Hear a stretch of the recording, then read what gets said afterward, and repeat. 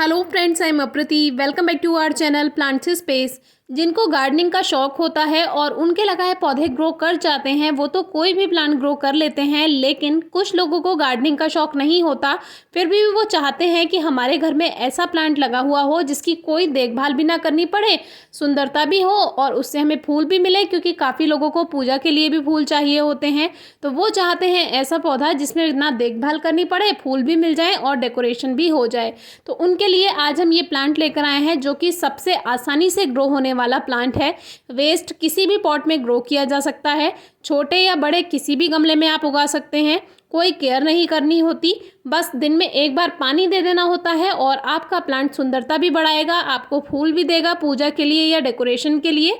तो ये प्लांट है सदाबहार, जिसको विंका भी कहते हैं। विंका दो तरह का होता है, एक देसी और एक हाइब्रिड। ये जो है ये देसी वैरायटी होती है जिसमें बिल्कुल देखभाल नहीं करनी पड़ती। एक बार को जो हाइब्रिड वैरायटी होती है जिसमें डिफरेंट कलर्स भी आते हैं, मरून भी आता है, ऑरेंज भी आता है, उसमें डार्क शेड भी आते हैं, तो उसमें तो आपको थोड़ी देखभाल करनी भी होती है। लेकिन ये जो वैरायटी है ये देसी वैरायटी है, इसमें आपको कुछ भी ध्यान नहीं रखना पड़ता। मिट्टी को देखकर आप समझ ही सकते हैं कि कोई खाद नहीं दिया गया है।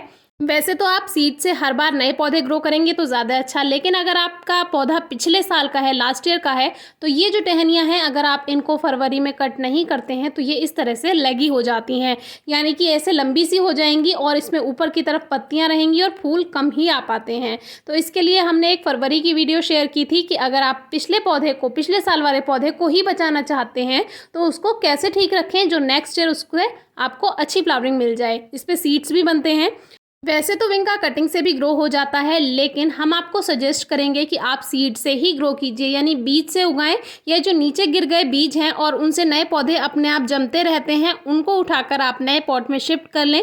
फिर आपको कोई देखभाल करने की ज़रूरत नहीं है, बस आप पानी का ध्यान रखिए, दिन में एक बार पानी दे दीजिए, या शाम को या सुबह को, और आपको ये ढेर सारे फ्लावर्स भी देगा, ग्रीनरी भी बढ़ा कर रखेगा, डेकोरेशन भी हो जाएगी और देखभाल भी ज़्यादा नहीं करनी होगी, क्योंकि बहुत से लोगों के पास टाइम भी नहीं होता है और उन्हें बहुत ज़्यादा गार्डनिंग में टाइम वेस्ट करना पसंद नहीं होता है। तो आज की वीडियो हमारे उन्हीं व्यूअर्स के लिए है।